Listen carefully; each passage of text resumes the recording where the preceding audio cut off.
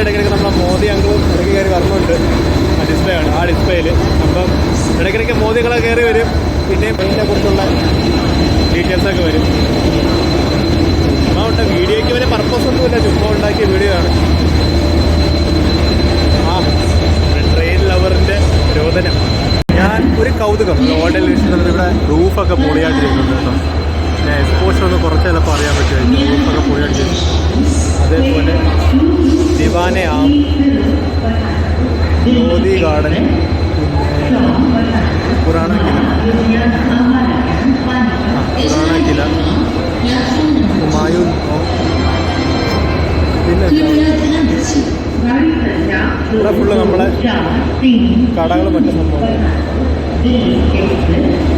മിർസാക്കി ഹവേലി, മിർസ ഗാലിബ് കി ഹവേലി. സംഭവം കൊള്ളാം, കാണാൻ ലുക്കുണ്ട്.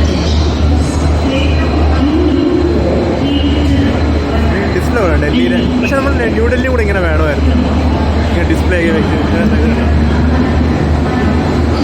ഇതും ഇവിടുത്തെ ഒരു എൻട്രി ഗേറ്റാണ്, അതുകൊണ്ട് എങ്ങോട്ട് ഓഫീസിൽ പോകേണ്ട സംഭവമാണ്.